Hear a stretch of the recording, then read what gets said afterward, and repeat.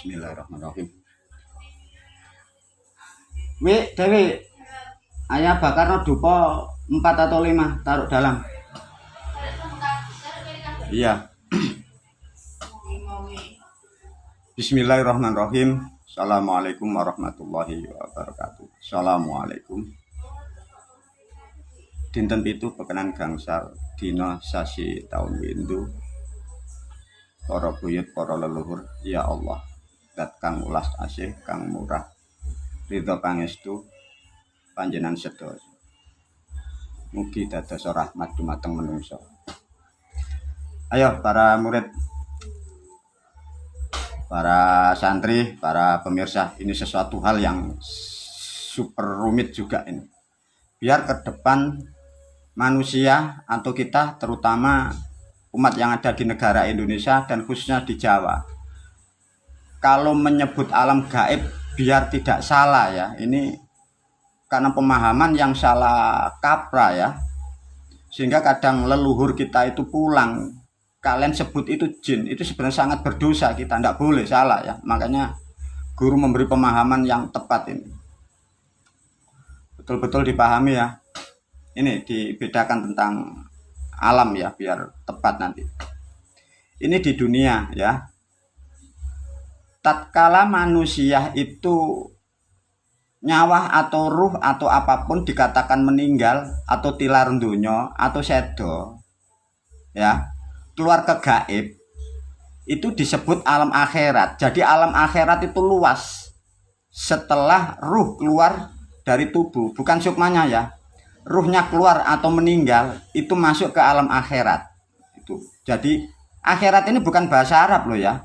Akhirat itu dari bahasa akhir dan rat. Rat itu bahasa Jawa loh ya. Rat itu artinya dunia atau alam padang. Bahasa persamaan dunya. Jadi akhirat itu batas akhir di dunia. Ini bahasa Jawa ini. Banyak yang tidak tahu ini ya. Jadi tatkala manusia itu keluar ruhnya dari dunia masuk ke alam gaib, itu namanya alam akhirat. Nah, alam akhirat itu nanti jenisnya dibagi keadaannya biar tidak salah. Nah, di sini nanti ada beda. Kalau ruh atau manusia itu meninggal ya, masuk di alam akhirat. Bila orang itu dalam kebenaran di dunia melakukan sesuatu hal, syukur dengan Tuhannya bisa, dengan negaranya bisa, dengan orang tuanya bisa, artinya diajarkan dengan ilmu yang tepat dan yang benar, ini masuk namanya alam barzah. Nah, ini yang dikatakan di kaset-kaset yang lain, ini menuju ke surga. Ini alamnya manusia, putaran manusia ini loh. Nah, ini makanya beda. Setelah akhirat masuknya barzah ini. Jadi orang dalam kebenaran ini masuk ke barzah, namanya alam kubur, bukan kuburan, alam kubur. Lah di sini ketemu perilakumu, ketemu konsepmu, ketemu amal perbuatanmu di sini. Beda nanti dengan yang lain.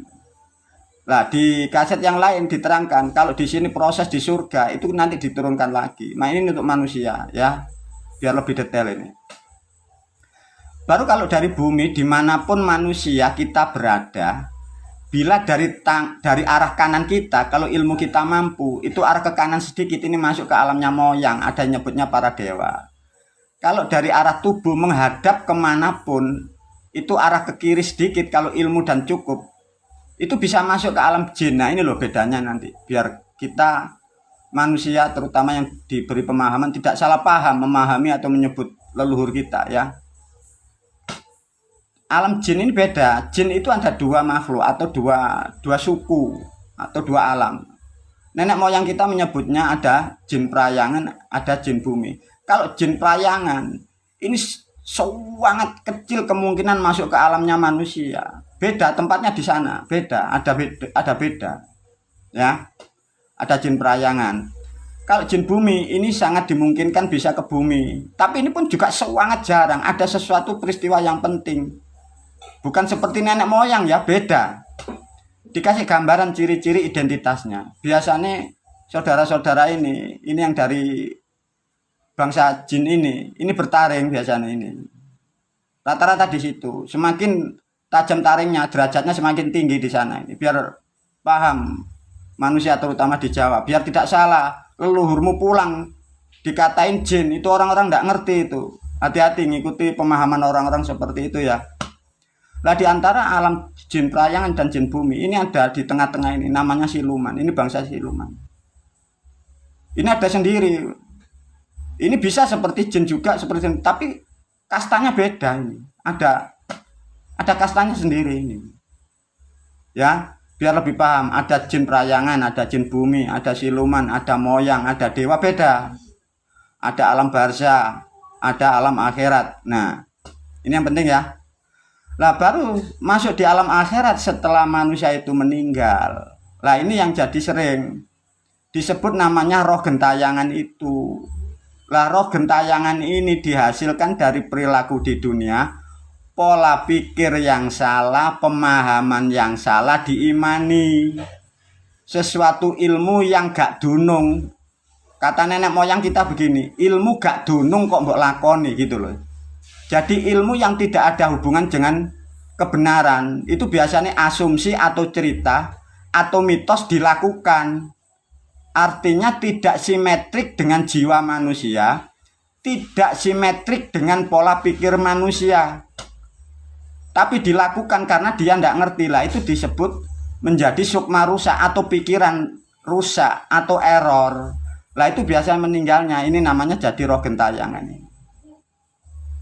Lah roh gentayangan ini biasanya ada dua kemungkinan. Ada yang satu suka mengganggu orang di pinggir-pinggir jalan di mana-mana pun itu. Nah kadang ini ada yang kurang baik, ini permisi assalamualaikum. Ini kalau tidak benar kadang diambil dari makhluk-makhluk gaib itu. Bahasa sederhananya dibuat tumbal. Hati-hati ya para murid, para santri, khususnya para pendengar. Bersyukurlah sudah diberi tuntunan oleh guru, jangan sampai jadi makhluk itu. Selagi di dunia kita siapkan yang terbaik ya. Itu hati-hati, makanya ada nanti yang dibuat tumbal. Itu sakitnya bukan dimain. Nanti bisa diajarkan mbak, sakitnya kayak apa, siksanya kayak apa, batasan waktunya gimana itu kalau dibuat tumbal itu. Subhanallah, jangan sekali-sekali ya. Mana ya, apa yang diajarkan guru diikutin ya. Makanya sekarang mulai ngerti. Alam roh gentayangan itu disebut alam sukma rusak gara-gara asumsi diimani gitu loh ya. Mitos dilakukan. Basa Jawa ini ilmu gak dunung. Nah itu hati-hati ya. Ikuti jejak-jejak orang-orang yang tidak paham, kitab-kitab yang salah kaprah. Nah roh gentayangan ini nenek moyang kita dulu menyebutnya namanya Sukma Kumbara Tata Kala, atau juga disebut Sukma Kumbara Kala. Nah ini suka ganggu orang itu. Nah ini bisa membedakan itu sukma bukan jin ya. Sukma itu manusia tapi raganya sudah tidak ada. Paham? Nah di sini nanti ada leluhur kita, orang-orang the best yang diamanai Tuhan, mengatur siklus di sini seperti danyang. Kadang leluhur kita itu masih manto anak cucunya, manto negaranya. Leluhur kita itu ada.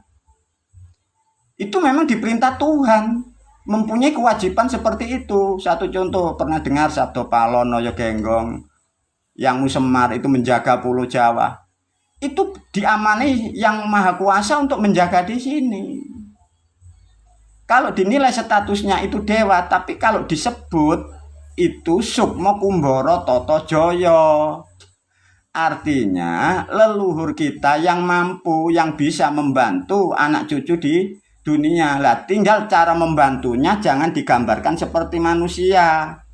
Membantu itu satu contoh, cucunya ini dalam kebaikan, dalam berjalan di tempat yang sepi atau rawan, akan mengenai musibah. Karena anak cucu tidak ngerti, leluhur sudah tahu sendiri, itu sudah disisihkan atau sudah diproteksi. Nah cara membantunya begitu. Kadang juga bisa dagangan didoain, kadang di rumah yang kurang baik gara-gara anak cucunya pakai wewangian. Artinya roh-roh yang tidak baik disisihkan, ditempatkan selayaknya.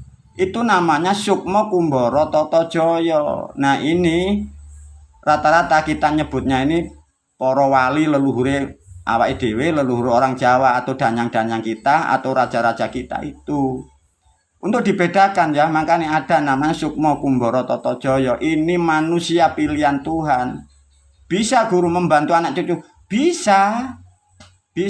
Cuma jangan digambarkan terus kalau ketemu leluhur yang sukma kumbara tata jaya terus dikayakan, hartanya dibanyakan, tidak. Jangan begitu, itu beda nanti, pemahamannya beda.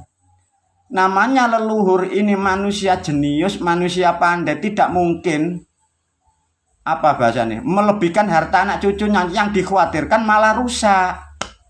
Tapi kalau menjaga, memproteksi dari makhluk yang lain, saya pastikan ya, sudah selesai. Nah, disinilah yang disebut alam gaib itu. Semoga pemahaman ini sangat penting ya. Makanya kadang di hari-hari tertentu kita selaku anak cucu di Jawa, kadang danyang kampung datang, kadang leluhur kita dari yang dulu-dulu mampir melihat. Itu jangan dikatakan jin, ndak ilok loh ya, dosa ya. Itu nenek moyang kita, makhluk pilihan. Nah, kesalahan manusia itu mengucapkan itu jin ya gara-gara orang-orang sekarang tidak bisa membagi alam, tidak mengerti alamnya, sehingga dikatakan jin. Berpatokan pada kitab Al-Quran, minal jinnati wanas. Kalau mau dipelajari lebih dalam, jin bumi, jin prayangan, banaspati, elaelo, itu bahasa Jawa ribuan tahun. Artinya kalau ditulis di dalam kalimat atau di Quran, artinya itu yang nulis orang Jawa. Lah kalau di tulisan itu tulisnya itu ghost, ya artinya ghost itu orang Inggris, artinya budayanya orang Inggris.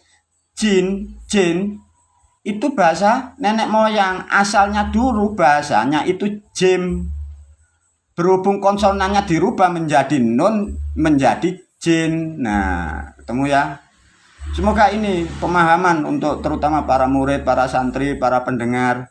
Kalau ada sesuatu gaib datang ke rumah, jangan sekali-sekali ngomong itu jin. Bisa juga itu sukma kumbara tata kala atau sukma rusa. Tapi kalau manusia di dunia ini kelakuannya baik, wataknya bagus, ingat sama moyang-moyangmu, nggak akan pernah ada, karena ada proteksinya. Nah, demikian memahami hal yang sangat pokok untuk berbahasa dan berbudaya, biar tidak salah. Nenek moyangmu pulang katanya jin, sekali-kali cobalah dikurangi keyakinan dari orang-orang yang bilang-bilang seperti itu. Saya pastikan mereka nggak ngerti ya.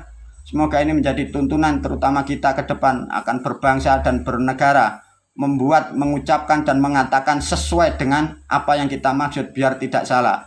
Terima kasih. Wabillahi taufiq wal hidayah wa ridha wal inayah. Assalamualaikum warahmatullahi wabarakatuh.